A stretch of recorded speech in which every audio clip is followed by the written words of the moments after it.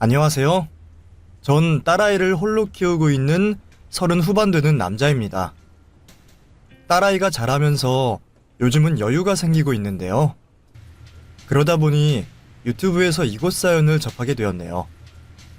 솔직히 말하면 이곳 사연을 많이 보지는 않았습니다. 좋은 사연이든 나쁜 사연이든 말이죠. 직접 안 좋은 일을 겪은 사람으로서 예전 일이 생각나 마음이 좋지 않더라고요. 그럼에도 제가 이곳에 사연을 보내게 된 이유가 있습니다. 그 이유에 대해서는 가장 끝에 마무리 인사를 드리며 말하도록 하고요. 우선은 제가 겪은 일에 대해 말씀을 드려보도록 하죠. 어린 시절 아버지께서 일찍 돌아가셨던 저는 무척이나 어려운 유년 시절을 보내야 했습니다. 원래도 여유로운 가정 형편은 아니었지만 아버지가 돌아가신 후로는 사정이 점점 더 안 좋아지게 되었죠. 그래서 어릴 적부터 저는 학교에서 가져오라는 준비물조차 갖추기 어려울 정도로 사정이 여의치 않았고 찢어지게 가난한 집안 사정에 늘 위축되어 있곤 했습니다. 그렇게 가난에 허덕이며 일찍 철이 들었던 저는 가난을 극복하고자 공부에 모든 것을 걸게 되었습니다. 개천에서 욕 나오기 어려운 시절이라 하지만 그래도 가진 것 하나 없는 제 삶이 조금이나마 나아질 수 있는 길은 공부밖에 없겠다 생각했으니까요. 저는 참고서 살 돈 하나 없는 와중에 남들이 버린 책을 주워다 보며 정말 열심히 공부했습니다. 당장은 코피를 쏟으며 피곤할지라도 언젠가 제 노력이 빛을 볼 날이 있을 거라 생각했죠. 그리고 그런 제 바람대로 명문대에 들어갈 수 있게 되었습니다. 하지만 대학에 들어갔다고 해서 고생이 끝난 게 아니었고 여전히 가난한 대학생이었던 저는 대학 시절 역시 치열하게 살아갈 수밖에 없었죠. 남들은 연애와 청춘을 즐길 동안 저는 오로지 남다른 노력으로 승부해야 했으니까요. 다행히도 저는 덕분에 취업에 성공할 수 있었고 대기업에 입사하며 그동안의 끈질긴 노력으로 젊은 나이에 능력을 인정받아 초고속 승진까지 할 수 있었죠. 누군가는 그런 제가 그저 운이 좋다 생각할지 모르겠지만 그것은 남들에게 보이지 않게 물밑으로 버둥대는 저만의 노력 덕이었습니다. 그렇게 회사 생활을 묵묵히 하던 어느 날 저는 같은 직장에서 제 아내를 만나게 되었어요. 저희 회사에 인턴으로 들어왔던 그녀는 제가 볼 때마다 늘 열심히 무언가를 하고 있는 사람이었습니다. 인턴들이야 회사에 남고 싶어 열심히 하는 게 당연하겠지만 그녀는 다른 사람들과 많이 다르더군요. 보통은 눈에 띄는 성과나 알려질 만한 일들만 열심히 할 텐데 그녀는 남들이 알아차리지 못할 굳은 일과 보통은 신경 쓰지 않는 사소한 일들을 다 챙겨가며 뭐든 열심히 하는 모습이었습니다. 보상도 인정도 바라지 않고 묵묵히 할 일을 해나가는 모습이 제게는 무척이나 인상이 남았어요. 아부를 하거나 요령 피울 줄도 모르고 그저 할 일만 열심히 하는 저와 많이 닮아 보였거든요. 그렇게나 열심히 하는 인턴의 모습이 예뻐 보였던 저는 괜히 오지랖을 부려 그녀를 다른 직원들 몰래 자주 도와주곤 했습니다. 직장 상사인 제가 인턴을 함부로 도와주다가 괜히 곤란한 소문이 돌까 걱정이었거든요. 그렇게 자꾸 도와주고 눈에 담다 보니 정이 들었던 건지 언젠가부터 제가 그녀를 마음에 품고 말았습니다. 결국 인턴이 끝나 회사를 더 이상 나오지 못하게 된 나혜를 붙잡으며 저희는 연인으로서 새로운 인연을 시작하게 되었죠. 그리고 그제서야 제가 몰랐던 나혜의 사정을 알게 되었습니다. 알고 보니 나혜가 부모님과 가정 없이 자란 보육원 출신이었더라고요. 주변에 먼 친척 하나 없는 천의 고아였죠. 자기소개를 하듯 담담히 사정 얘기를 하는 나혜를 보며 저는 깜짝 놀랄 수밖에 없었습니다. 그동안 제가 봐왔던 나혜는 너무나 밝고 구김이 없던 사람이라 그런 가정사가 있는 줄은 상상도 못했으니까요. 세상에 내 편 하나 없이 좌절할 만한 상황 속에서 얼마나 열심히 씩씩하게 살아왔던 건지 저는 그런 나혜를 보며 가슴이 아프기도 하면서 또 존경스러웠습니다. 그런 나혜의 모습에 또 한 번 반하게 되었던 저는 연애를 이어가며 점점 더 결혼 생각에 확신을 가지게 되었어요. 이 여자를 놓칠 수 없다는 생각에 나혜와 꼭 결혼을 하겠다 마음먹었죠. 그리고 저는 만반의 준비를 다하고 나혜에게 프로포즈를 하게 되었습니다. 그렇게 결혼 약속을 하고 어머니께 나혜를 소개시켜드리게 되었습니다. 그런데 분명 웃으며 나혜를 맞아주셨던 어머니께서 고아라는 나혜의 사정을 들으시며 얼굴에 점점 웃음기가 사라지기 시작하셨죠. 그리고 그 이유를 들어 저희 결혼을 반대하셨습니다. 고아? 그런 소리는 없었잖니? 경호, 너는 어쩌자고 이런 애를 데려온 거야? 너 정말 고아랑 결혼하겠다고 지금 이러는 거냐? 어머니, 그게 무슨 문제가 돼요? 나의 어려운 상황에서도 밝고 착하게 잘 자란 사람이에요. 그럼 그게 더 대단한 것 아닌가요? 대단하긴 뭐가 대단해?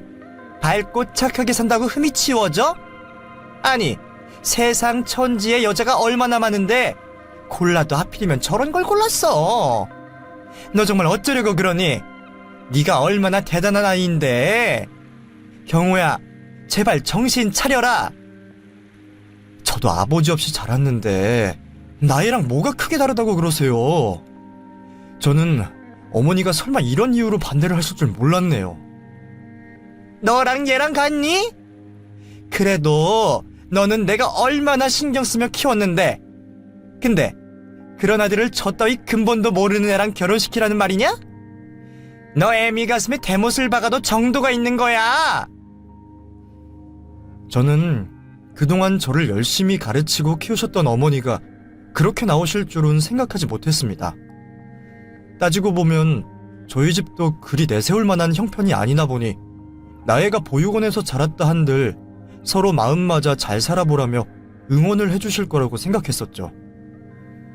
하지만 어머니는 고아라는 이유만으로 나혜를 반대하시며 아무 잘못 없는 나혜에게 해서는 안 되는 말까지 하시며 상처를 주셨습니다. 그런 어머니 모습에 저도 당황스러워했는데 정작 나혜는 서운해하는 표정 하나 없이 모두 자기 탓이라며 저희 어머니께 죄송하다 말을 하더군요. 제가 기대에 미치지 못하는 사람이라 죄송해요, 어머님. 그래도 저 열심히 할게요. 제가 모자란 만큼 잘할게요, 어머니.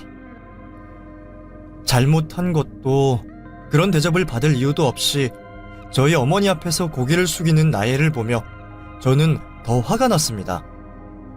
아무리 제가 사랑하는 어머니라고 해도 나혜에게 그런 상처를 주셨다는 게 이해되지 않더라고요. 그래서 저는 생전 처음으로 어머니에게 큰 소리를 내며 대들고 말았습니다. 어머니께서 반대하신다고 해도 저는 이 결혼 반드시 할 거예요. 어머니께서 인정 못하시겠다면 저도 어쩔 수 없죠. 저희끼리 씩 올리고 알아서 살 테니까 정 싫으시면 얼굴 보지 않고 지내시면 되겠네요.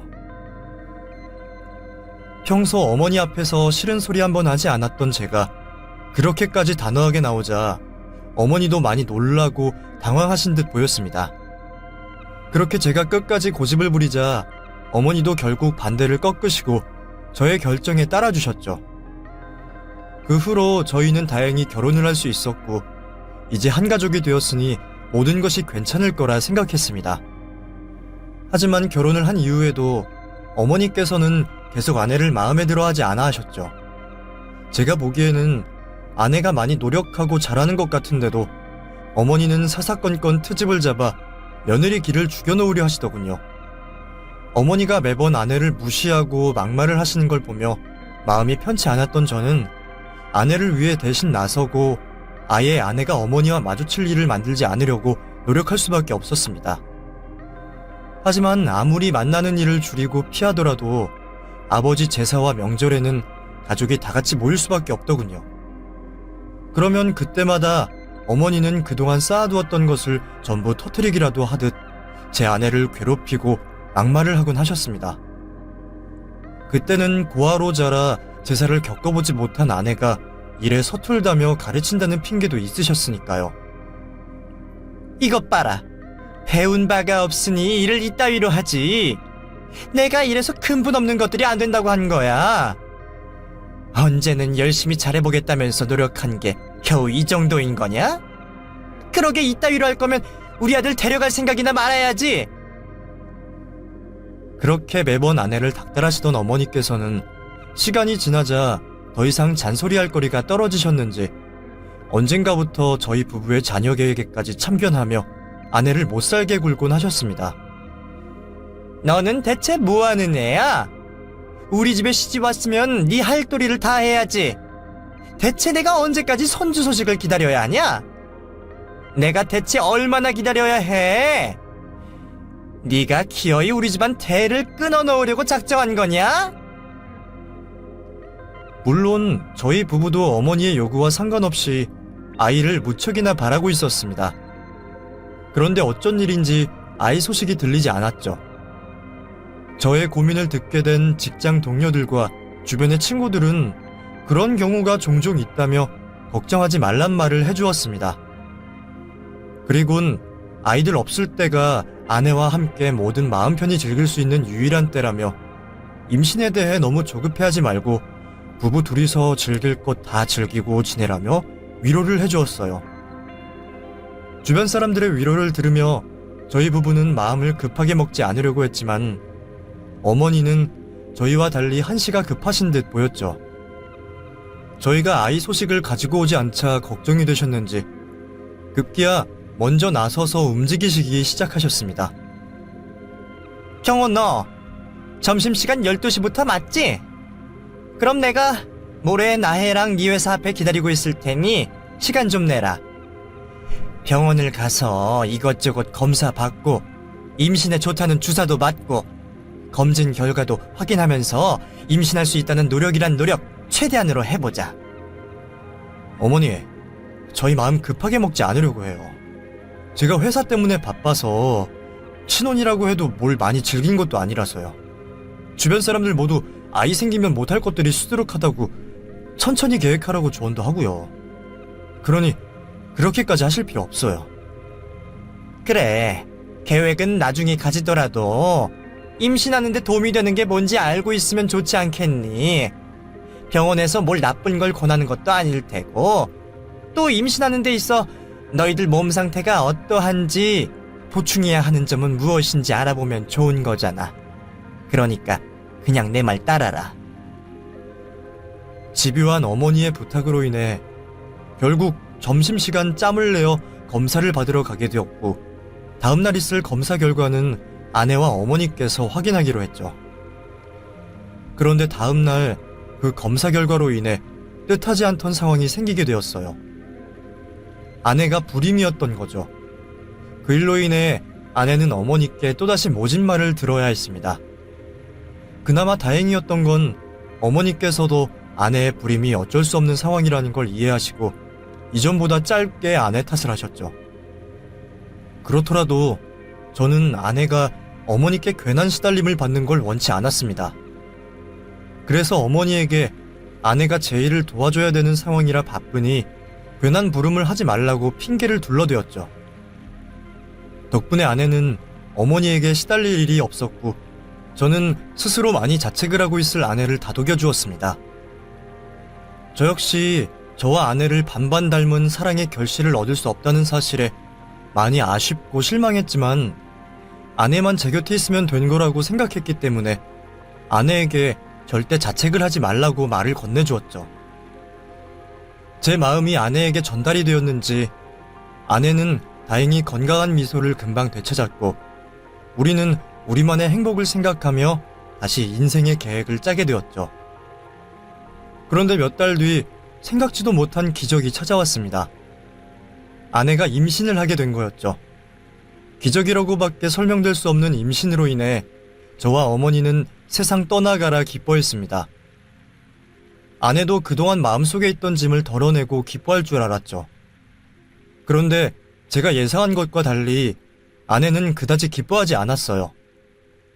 그런 아내의 모습이 이상하게 느껴졌지만 첫 임신으로 마음이 복잡한 거라고 생각했습니다. 걱정이 많이 될 수밖에 없겠죠. 생물학적으로 불가능한 상황에서 기적적으로 임신이 된 거였으니 아이에게 혹여 문제가 없을까, 임신한 기간 동안 건강할 수 있을까, 출산에는 문제가 없을까 등등 아이를 위한 걱정이 많을 거라고 생각했어요. 아내의 불안한 마음을 덜어주기 위해서는 제가 잘해야 된다고 생각했습니다. 아내가 편안하다고 느낄 수 있게 제가 신경을 쓰고 아내를 보살피면 금방 아내도 편안한 마음을 가질 거라고 생각했죠. 그래서 태어나 처음으로 회사 일에 신경을 덜 쓰게 되었던 것 같아요. 오로지 아내와 뱃속 아이에 대해서만 신경을 쓰며 생활했죠. 어머니 역시 기적적으로 임신한 아내가 대견스럽고 고마웠는지 이전과는 전혀 다른 태도를 보이며 아내에게 정말 잘해주셨습니다. 이제 산모와 아이만 건강하면 더 이상 바랄 게 없다고 생각했어요. 그런데 뱃속 아이의 성별이 확실해지고 딸이라는 걸 알게 되자 어머니의 태도가 싸늘하게 바뀌셨죠. 내가 정말 속이 터진다 터져. 내가 애를 셋넷 낳으라는 것도 아니고 한 명이라도 집안의 대를 이어줄 남자아이를 바란 것뿐인데 그걸 못하니? 사람을 잔뜩 기대하게 만들어 놓고 이렇게 힘을 빼게 만드니 지치지 않겠냐고? 가져도 어떻게 쓸모없는 여자애를 가져? 어머니, 그걸 왜 나의 탓을 하세요? 탓을 하시려면 제 탓을 해야죠. 아이의 성별은 남자한테 책임이 있다는 거 모르세요? 근데 왜 애먼 나의 탓을 하세요? 그리고 요즘 세상에 딸아들 누가 구분한다고 그렇게 시대에 뒤떨어진 말씀을 서슴없이 하시냐고요. 하실 말씀 있으면 저한테 하세요. 제 아내 정말 고맙게 우리의 자식을 가져준 사람입니다. 저 사람 나무라시는 거 저 두고 못 봐요. 어머니에게서 아내를 필사적으로 방어했어요. 하지만 아내의 귀에는 어쩔 수 없이 어머니의 모진 말들이 들릴 수밖에 없었기에 아내가 많이 힘들어했습니다. 그럴수록 저는 아내에게 더 잘하려고 했고 어머니를 떼어놓으려고 가진 애를 썼죠.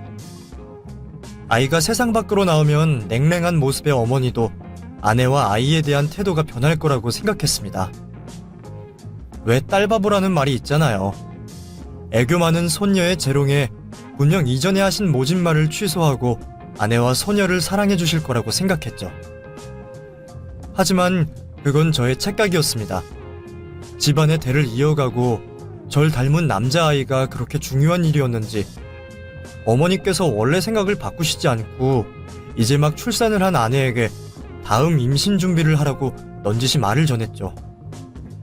어머니의 생각을 바꿀 수 없겠다고 판단한 저는 아내에게 어머니가 한 말들 전부를 무시하라고 했어요. 어머니 일은 매번 미안해. 내가 당신 곁에 못 다가오게 조치를 취해도 쉽지가 않네. 이럴 거면 멀리 떠나서 생활할 걸 그랬어. 어머니 하신 말 전부 다 무시해. 그냥 무슨 말이든 우리와 상관없는 말이다 생각하고 다 들으려고 하지 마. 아이를 갖고 말곤 우리가 결정한 일이야. 난 당신이 우리 반반 닮은 딸을 낳아줘서 너무 고마워. 너무 감격스럽고. 우리에게 찾아와준 지은이 잘 키우자. 정 어머니가 아이를 재촉하면 내가 병원 가서 아예 정관수술하고 올 테니까 임신에 대한 부담 갖지 마. 그리고 당신 몸 회복되면 우리 어머니와 멀리 떨어져서 지내자. 내가 해외 지부 갈 수 있는지 확인해보고 있고 이직할 생각도 있으니. 말만으로도 고마워. 그런데 그럴 필요 없어. 어머니께서 그런다고 안 쫓아올 분도 아니시고 당신은 나 너무 신경 쓰지 않아도 돼. 난 당신이 나랑 결혼해준 것만으로도 너무 감사하고 행복하니까. 그땐 아내의 그 말이 어머니의 모진 행동과 말에도 꿋꿋이 버텨내겠다는 말인 줄 알았습니다. 그래서 아내에게 감사해하면서 한편으론 안심을 하고 있었어요. 그런데 제 곁에서 평생을 있어줄 거라고 생각한 아내가 세상을 떠났습니다. 그것도 출산을 하고 난 뒤 한 달 만에 스스로 극단적인 선택을 하면서 말이죠. 아내의 소식을 듣곤 세상이 멈춘 듯 했습니다. 어떤 소리도 들리지 않았고 어떤 생각도 나지 않았죠. 저도 모르게 몸은 아내가 있다는 병원으로 향하고 있었고 싸늘하게 식어있는 아내를 보고도 믿기지가 않아 멍하니 있었어요. 그리고 한꺼번에 그 충격들이 물밀듯이 밀려오기 시작했죠. 극단적인 선택을 할 만큼 아내가 정신적으로 불안정했다는 걸 못 알아차린 저에게 화가 났던 저는 제 몸을 부셔버리고 싶었습니다. 제 몸을 부딪힐 수 있는 곳이라면 벽이고 바닥이고 물건이고 가리지 않고 사정없이 부딪히고 때렸죠.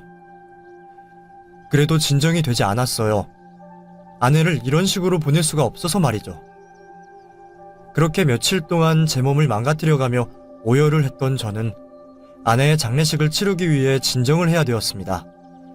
장례를 치르고 나선 이전에 보였던 모습과 정반대로 깊은 절망에 빠지게 되었죠. 밥도 물도 입안으로 들어가지 않았어요. 그땐 딸아이도 눈에 들어오지 않았습니다. 그래서 친척분들께서 지은이를 대신 돌봐주셨죠.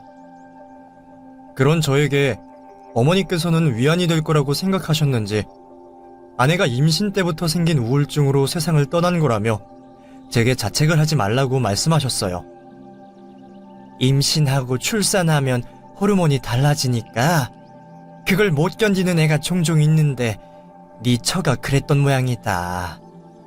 그걸 못 알아차렸다고 네 문제는 아니야. 솔직히 사람 머릿속을 어떻게 훤히 들여다보겠니? 그리고 우울증이라고 물어본다고 솔직하게 대답을 하겠어? 그랬으면 괜히 우울증이 무섭다고 하겠냐고. 네 탓이 아니다.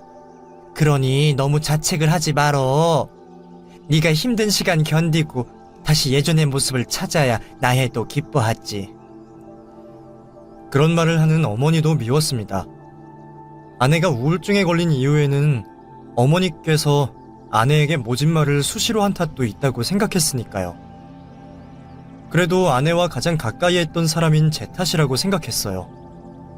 누구 탓을 하기 전에 제가 아내의 우울증을 못 알아차린 걸 탓해야 되었습니다. 마음을 추스리고 싶었지만 그게 마음처럼 되지 않았고 폐인이 되어 아내만 그리워하게 되었죠. 그러다 아내의 휴대폰을 별 생각 없이 만지게 되었는데 이상한 내용들의 대화를 확인하게 되었어요. 마치 불륜을 저지르고 있는 대화 내용 같았습니다. 그것도 지은이와 관련이 된 임신에 대한 내용들이었죠. 제가 모르고 있는 일이 있다고 생각되었던 저는 지은이와 저의 친자 검사를 의뢰했습니다. 그리고 우리 두 사람이 친자 불일치라는 결과를 받게 되었죠. 아내의 죽음이 단순한 우울증이 아닐 수도 있겠다고 생각한 저는 모든 사실을 알기 위해 제 정체를 숨기고 상간남에게 전화를 했고 무작정 만남을 가질 약속을 하게 되었습니다. 아내의 상간남을 만나러 가는 동안 머릿속으로 별의별 생각을 다 했어요. 만나자마자 냅다 주먹을 휘두르고 화풀이를 해야 될지, 아니면 차분히 얼굴을 맞대고 앉아 내 아내를 어떻게 하다 만나게 되었으며 당신에게는 무슨 말을 했고 혹시 내 아내가 죽게 된 이유에 대해 알고 있는지 물어봐야 하나 싶었죠. 어떻게 되었던 간에 그 남자를 만나고 있는 시간 동안 굉장히 제 속이 많이 쓰리고 견디기 힘든 시간이 될 것 같았습니다. 제가 모르는 모습의 아내를 알고 있는 사람이었고 내 아이의 친부일지도 몰랐으니까요. 그렇게 아내의 상간남을 찾아가 만나게 되었는데 제가 생각했던 것보다 무덤덤하게 대했던 것 같습니다.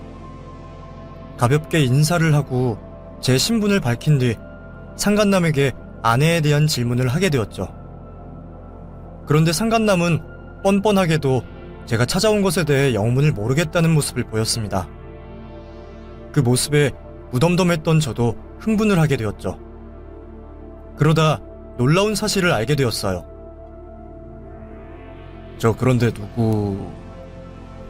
저 박나혜 씨 남편 되는 사람입니다. 몇 가지 확인해보고 싶은 게 있어서 찾아왔습니다. 박나혜 씨요? 박나혜... 네. 그런데 어쩐 일로? 저희 아내 언제부터 어떻게 하다가 만났습니까? 또 알고 있는지 모르겠습니다만 나야 얼마 전 스스로 목숨을 끊었습니다. 혹시 그런 선택을 하게 된 이유나 짐작가는 바가 있나요? 네? 스스로 목숨을 끊으셨다고요? 잠시만요.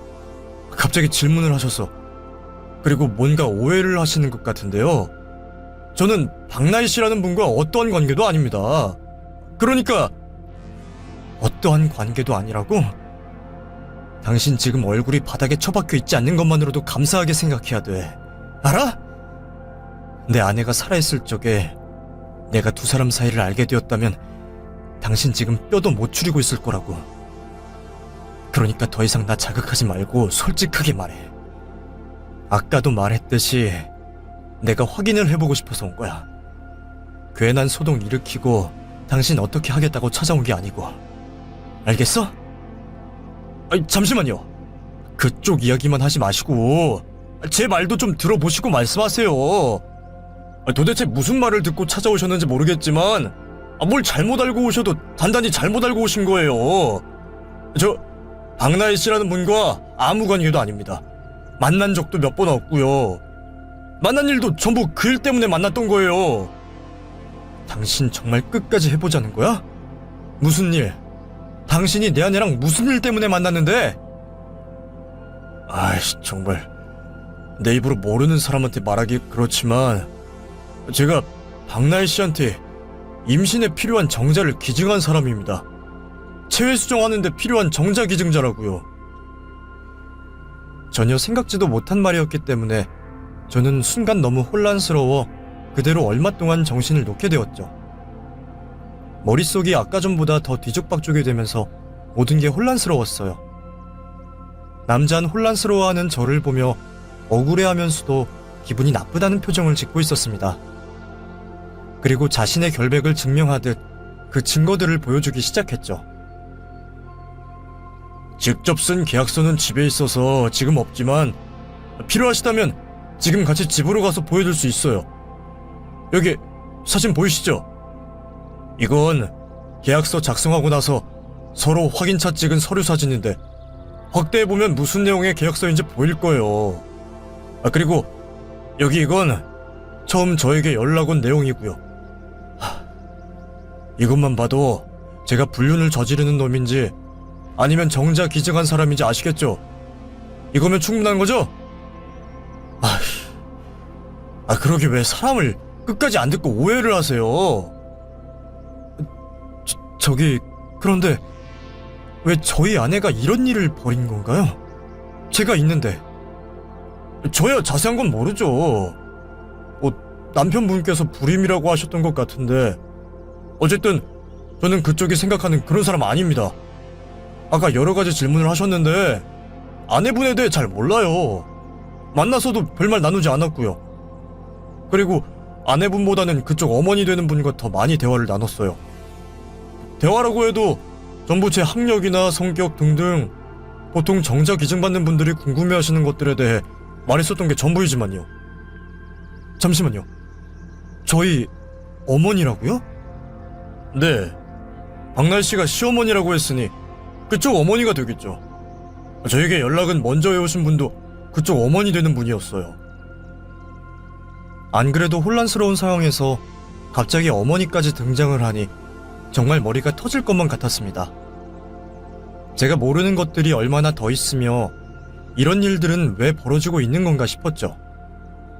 무엇보다 어머니와 아내가 제가 아닌 다른 사람의 정자를 기증까지 받으며 임신을 한 그 이유가 무엇인지 알고 싶었어요.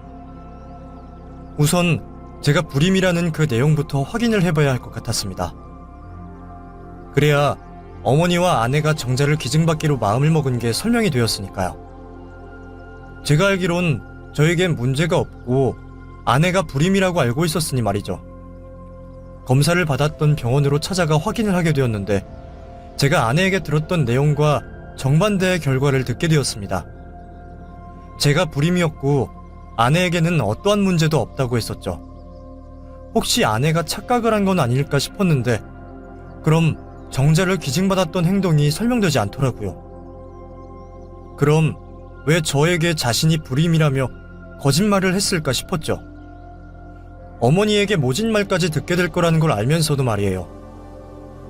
어머니에게 찾아가 모든 사실에 대해 대답을 해달라는 게 가장 빠른 방법이었지만 아내가 세상을 떠나고 나서도 이런 사실에 대해 말씀을 하시지 않는 모습을 보니 과연 제가 어머니께 진실된 이야기를 들을 수 있을까 의심이 들었습니다.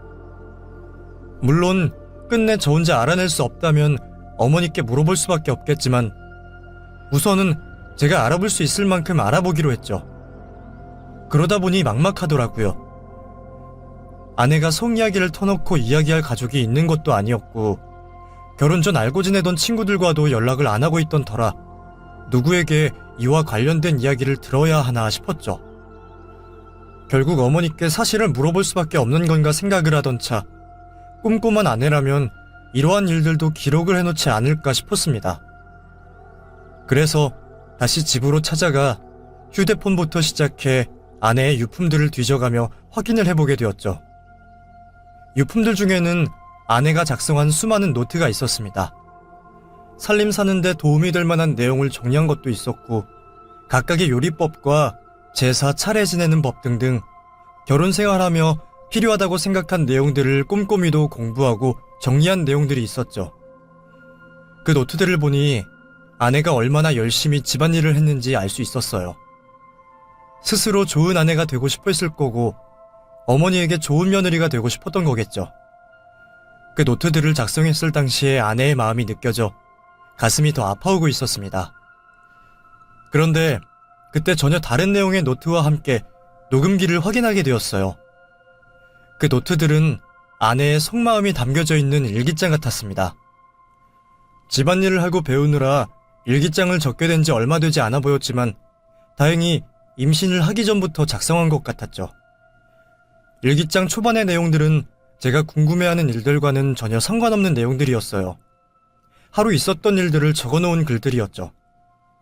그러다 어머니의 손에 이끌려 병원을 찾아간 날부터 시작해 지금의 이 일이 왜 벌어지게 되었는지 그 충격적인 사실을 아내의 입장이 되어 알 수가 있었습니다.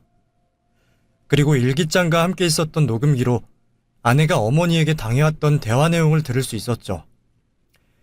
제가 회사에 있을 때 검사 결과를 알게 된 어머니와 아내는 제가 불임이라는 사실을 숨기기로 했었다고 합니다. 그러면서 어머니께서는 저희가 아이를 가지지 못하는 데 있어 누군가는 그 책임을 져야 한다며 그 원인이 아내의 불임으로 인한 것이라고 저에게 설명하라 강요를 하셨다고 했죠. 그 강요에 대한 내용은 아내가 남긴 녹음기에서 들을 수 있었습니다. 너 절대 경우가 불임이라는 말 꺼내선 안 된다. 그 누구가 되었든 간에 무덤까지 안고 가야 하는 일이야. 알겠지? 그리고 네가 불임이라고 설명해라. 네? 제가요?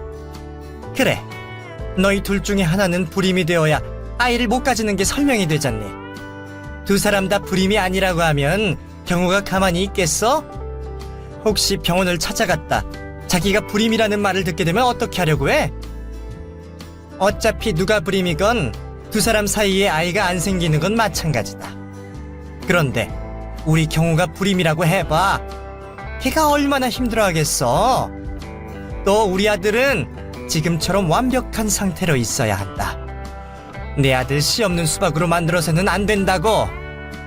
하자가 있어도 네가 하자가 있어야지. 우리 아들은 안 돼. 우리 아들은 자그마한 생채기조차 있어서는 안 되는 아이라고. 괜히 어정쩡하게 넘어가서 내 아들 흉될 만한 일을 만들어서는 안 된다고. 무슨 말인지 알겠지? 아내는 그런 시어머니의 억지도 받아들였습니다. 모두 저를 위해서 말이죠. 그때까지는 아내도 괜찮았던 모양이에요. 아이가 없어도 저와 함께 행복하게 살 수 있다며 기존에 상상하던 행복한 우리 부부의 모습에서 다른 모습의 우리 부부를 그려가는 듯 적혀져 있었죠. 그런데 또 한 번의 어머니의 강요로 인해 그때부터 아내가 흔들리기 시작했던 것 같습니다. 제가 불임이라는 걸 알게 된 어머니께서는 제가 아이를 가질 수 없다는데도 불구하고 손주에 대한 욕심이 포기가 되지 않았던 모양입니다. 또 저에게 그림처럼 완벽한 가정이 배경으로 있어야 된다고 생각하셨죠. 그런 이유에서 어머니께서는 아내에게 체외 수정으로 임신을 하라고 강요를 하셨어요. 아무리 생각해도 너희 사이에 아이는 하나 있어야 될 것 같아. 어머님, 저희 아이 없이도 행복하게 잘 살 수 있어요. 그이와 아이 없이 사는 것도 괜찮을 것 같다고 서로 대화 나눴고요. 아니, 애가 있어야 돼. 내가 상상하는 우리 아들의 모습에서 아이가 빠진 모습은 그려지지가 않는다. 입양하는 것도 방법이겠지만 이왕이면 너희들 중 하나라도 닮은 아이가 좋지 않겠냐. 네가 임신한 모습으로 있으면 경호도 좋아할 것 같고 또 자기가 불임일 거라는 의심도 완전히 사라지겠지. 그래서 내가 미리 좀 알아봤는데 체외 수정이라고 있더라. 옛날처럼 대리부 대리모로 부적절하게 아이를 가지는 게 아니고 정자 난자만으로 수정을 하는 방법이 있다고 해. 우리 경우만한 남자는 없겠지만 적당히 비슷한 남자의 정자를 받아서 네가 임신하는 걸로 하자. 어머니, 그게 무슨 말씀이세요? 그러면 경호 씨 아이는 아닌 거잖아요. 그렇게까지 아이를 가지고 싶진 않아요. 아예 방금 꺼내신 말씀처럼 입양을 할게요. 입양을 하면 주변에서 또 말이 많을 거 아니냐. 그리고 입양이나 그렇게 해서 얻은 아이나 뭐가 달라? 그나마 반쪽을 널 닮은 아이가 낫지. 다른 것보다 네가 임신을 하고 있다는 모습이 우리 경호한테 심적으로 만족도도 높을 거다. 너랑 나만 입 다물고 있으면 문제될 거 하나 없어. 그러니 그렇게 알고 있고 내가 기증자에 대해선 슬슬 알아보마. 아내는 어머니의 제안을 거절했다고 합니다. 그럼에도 불구하고 어머니께서는 아내에게 협박과 설득을 섞어가며 결국엔 하겠다는 대답을 받았다고 해요. 그 이후로 어머니와 아내가 정자 기증자였던 남자를 만났던 것이었고 저는 상간남으로 오해를 했었던 거죠. 어머니의 강요로 저에게 거짓말해야 되었던 아내는 임신을 하고 있는 내내 저에게 미안한 마음을 가졌다고 했습니다. 어렵게 임신을 하게 된 아내가 고마워 제가 아내에게 신경을 쓸 때마다 제가 뱃속 아이의 태동을 느끼겠다고 신이 나 있을 때마다 아내는 제 얼굴을 쳐다볼 수 없었을 만큼 미안해했고 자신이 죄인 같았다고 했죠. 그때부터 아내는 마음이 병들어가고 있었던 것 같습니다. 일기장에 적혀있던 글들의 내용들이 점점 더 우울해지기 시작했고 단어 역시 이전에는 볼 수 없었던 부정적인 단어들이 많이 쓰이기 시작했죠. 그런 상황에서 이번에도 어머니가 문제였습니다. 이제까지 모든 걸 어머니가 원하는 대로 들어주고 있던 아내에게 뱃속에 있는 아이가 남자아이가 아니라는 이유로 다시 모진 말을 한 거죠. 어떻게 넌 한 번을 쉽게 가는 법이 없니? 그 큰 돈을 들여서 한 임신인데 여자아이를 가져? 며느리 하나 잘못 들여서 집안이 아주 거덜나게 생겼다. 이미 생긴 애를 떼어버릴 수도 없는데 이걸 어째 정말? 우선은 생긴 애를 어떻게 할 수는 없으니 남은 기간 동안 유난 떨지 말고 있어라. 무슨 말인지 알아? 너 임신했다고 우리 경우 힘들게 하지 말란 말이다. 있으나 마나 하는 애 때문에 우리 경우가 큰일 하는데 문제가 생겨서 되겠니? 움직이는 게 힘들어도 웬만하면 네가 스스로 하려고 하고 먹고 싶은 게 있어도 네가 직접 가져다 먹어라. 특히 네 몸 상태 잘 살펴서 갑자기 병원 가게 되는 일 만들지 말고 갑자기 상태가 안 좋아지더라도 나한테 연락해. 일하느라 바쁜 경우 귀찮게 할 생각 말고. 알겠지? 어머님, 너무하신 말씀 아니세요? 제가 누구 때문에 그에게 거짓말까지 하면서 임신을 한 건데요.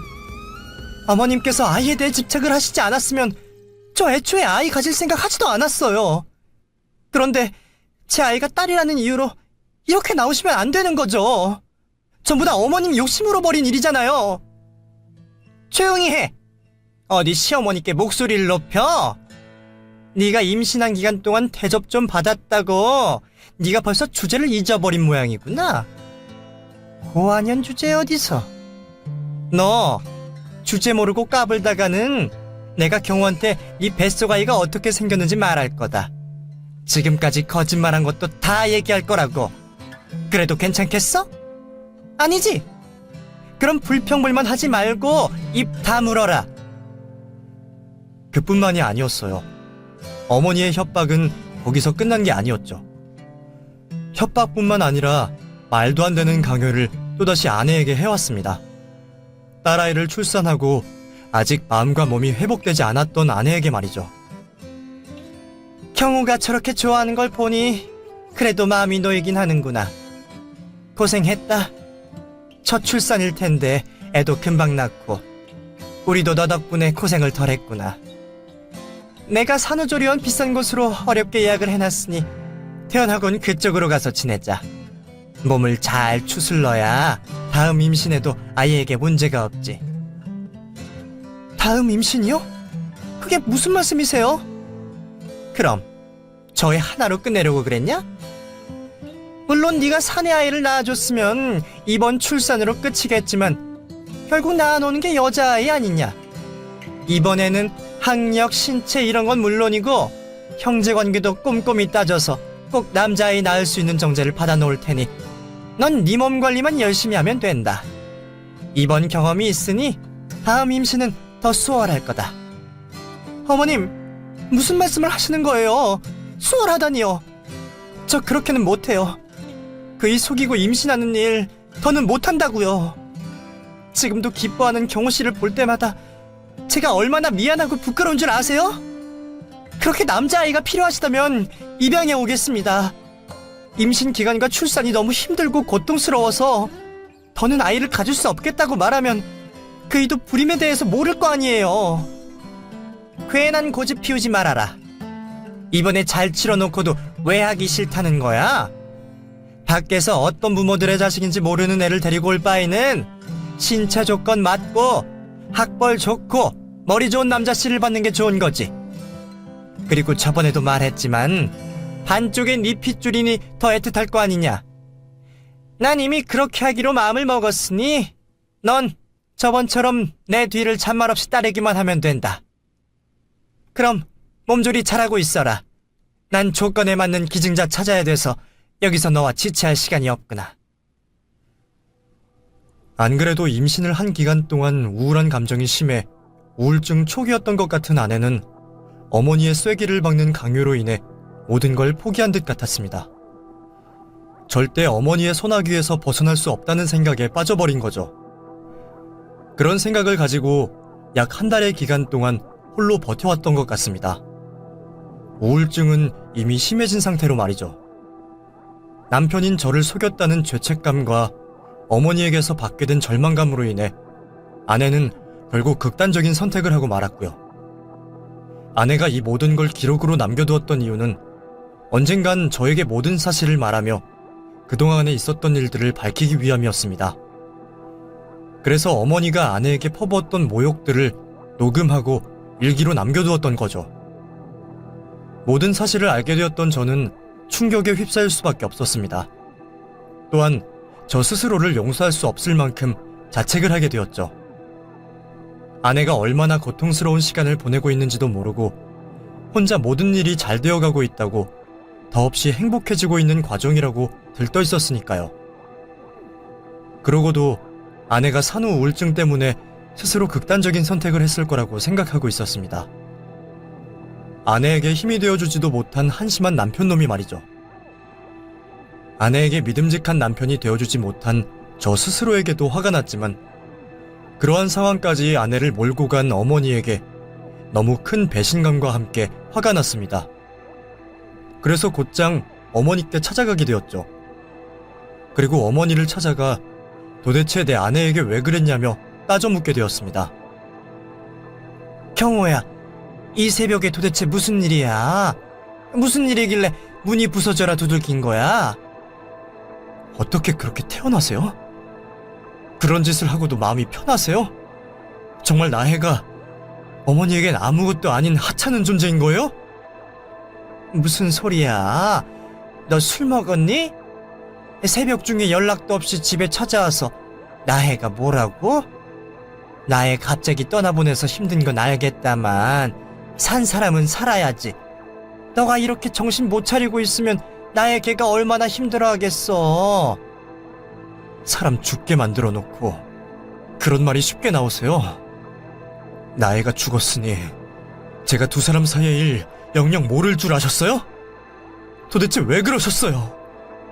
제가 뭐 그렇게 대단한 사람이라고 사람을 숨쉴 힘도 없게 만드셨냐고요. 저 다 알고 있습니다. 어머니께서 이제까지 나이가 임신했었을 때 어떻게 행동했는지, 무슨 말을 했는지 다 알고 있다고요. 제가 불임이면 불임인 거죠. 그걸 왜 나이가 책임져야 되는 건데요? 거기다 왜 그렇게 아이를 원하신 거고요? 대를 이어가는 게 그렇게 중요하세요? 우리 집안이 뭐 얼마나 대단한 집안이라고, 제가 뭐 얼마나 대단한 사람이라고 핏줄에 그렇게 연연해서 안 그래도 힘들어하고 있는 나이를 절벽에서 미시냐고요. 제 곁에 나이가 없어져서 이제 만족하세요? 이게 어머니께서 원하시는 결과였던 거예요? 형우, 네가 어떻게 그걸... 아내가 다 기록해놨으니까요. 어머님과의 대화, 당시 느꼈던 아내의 감정 전부 다 기록으로 남겨서 어머니께서 얼마나 잔인하고 무서운 사람인지 알 수가 있었다고요. 어머니, 제 아내를 죽인 살인자예요. 칼 들고 사람 직접 해야 살인 같아요? 아니요. 정신적으로 일어설 힘 하나 없게 만든 것도 그 인격을 죽인 살인자라고요. 어머니 때문에 제 아내가 죽은 겁니다. 그런데도 어머니께서는 죄책감을 느낀다는 모습 하나 없이 잘 지내시네요. 그 점이 소름 돋습니다. 내 어머니가 이토록 잔인하고 악질이라는 걸 알게 되어서 당신 아들이라는 게 정말 후회가 되고요. 경우야, 그게 아니다. 나도 나의 걔가 그런 선택을 하게 될 줄은 몰랐어. 평소에도 내 말 듣고 잘 생활하길래 그랬던 거야. 걔가 그렇게 힘들어할 줄은 나도 전혀 몰랐어. 너에게 내색은 하지 못했다만 나도 나의 걔가 그렇게 되고 난 후에 정말 힘들었다. 내 탓이란 걸 하니까 내가 한 말들이 전부 다 후회되었고 다시 내게로 되돌아온 것 같아서 힘들었어. 사람을 정신적으로 그렇게 난도질을 해놓고 이렇게 될 줄 몰랐다고요? 나애가 저에게 입도 뻥끗 못하게 고립시켜놓고 그런 변명이 잘도 입 밖으로 나와요? 마음 같아선 어머니 앞에서 저 스스로 죽어가는 모습 보여드리며 고통을 안기고 싶어요. 그게 어머니께서 가장 고통스러워할 거고 평생토록 기억에 남아 당신이 저지른 짓에 대해 후회를 할 거라는 걸 아니까요. 그런데 그 짓을 못하겠네. 어머니 때문이 아니라 아내가 남겨놓고 간 지은이 때문에요. 아내를 위해서도 그 아이를 보란듯이 잘 키워야 하니까요. 그런데 어머니는 절대 용서 못하겠습니다. 나이가 살아 돌아와 어머니를 용서해달라고 해도 안 되겠어요. 이제 부모 자식 간의 연 끊도록 하죠. 부모 자식 간의 연을 끊는 행동마저도 어머니께는 고통스럽다는 걸 잘 알고 있으니까 그렇게 할 거예요. 당신이 병에 걸려 오늘 내일 하더라도 절대 다시 찾아오지 않을 겁니다. 스스로 목숨을 끊어서 사죄를 한다고 해도 용서하지 않아요. 제발 평생 고통 속에서 하루하루 남은 목숨 연명해가며 최대한 어렵게 최대한 고통스럽게 살아가길 바라겠습니다. 괜히 찾아오거나 연락하지 마세요. 몇백 몇천 번을 잘못했다고 말해도 헛수고일 테니. 안 된다 경우야. 내가 널 얼마나 애주중지하는지 넌 알고 있잖아. 네가 내 인생의 전부라는 것도 알고 있잖니. 너 없으면 나 죽어. 내가 잘못했다. 내가 죽을 죄를 지었어. 그러니 연 끊겠다는 그런 말 하지 말아라. 아니 끊어도 되는데 내 눈앞에서만 있어줘. 내 저지른 잘못 지은이 잘 키우는 걸로 사죄하며 살게. 그러니 제발. 아내가 없는 세상에서 어머니의 사죄는 아무런 소용없는 무의미한 행동일 뿐이었습니다. 저는 제 바지가랑이 잡고 있는 어머니를 냉정하게 밀치고 집으로 돌아왔죠. 그리고 제 주변을 정리하게 되었습니다. 어머니와 다른 하늘 아래 지낼 수 없겠지만 언제 어떻게 마주칠지 모르는 한 도시에서 생활하기에는 싫었어요. 분명 저를 찾아와 귀찮게 굴 거라는 것도 예상이 되었고요. 그래서 모든 것을 정리한 뒤 어린 딸을 데리고 아내가 어린 시절을 보냈다고 하던 고아원 근처로 이사를 가게 되었습니다. 딸 지은이에게 엄마를 보여줄 수는 없겠지만 엄마가 어떤 풍경을 보고 어떤 냄새를 맡았는지 또 어디를 거닐고 다녔는지 보여줄 수 있는 곳이었으니까요. 그렇게 시간이 꽤나 지난 지금도 아내를 그리워하며 그곳에서 딸과 함께 지내고 있습니다. 이제는 딸아이가 어느 정도 자라 저도 혼자 사색에 빠질 시간적 여유가 생겼어요. 그러다 보니 이곳 사연도 듣고 아내 생각도 더 많이 떠오르게 되네요. 이런 여유 덕분에 제가 시작하게 된 일이 있는데요. 많이 늦었지만 이제부터라도 아내의 가족을 찾아보려고 하고 있어요. 아내가 그토록 보고 싶어 하던 가족을 이제라도 찾아보면 어떨까 싶어서요. 맨 땅에 헤딩하는 것과 마찬가지인 상황이지만 희망을 잃지 않고 계속해서 찾다 보면 언젠간 아내의 앞에 가족들을 보여줄 수 있을 거라고 생각하며 수소문을 하고 있는 중입니다. 제가 이렇게 우울하기만 한 사연을 보내게 된 이유는요, 부탁드리고 싶은 말이 있어서입니다. 이곳 사연들을 듣다 보면 너무 안타깝고 불안해질 때가 많아요. 제 아내 일이 생각나서 말이죠.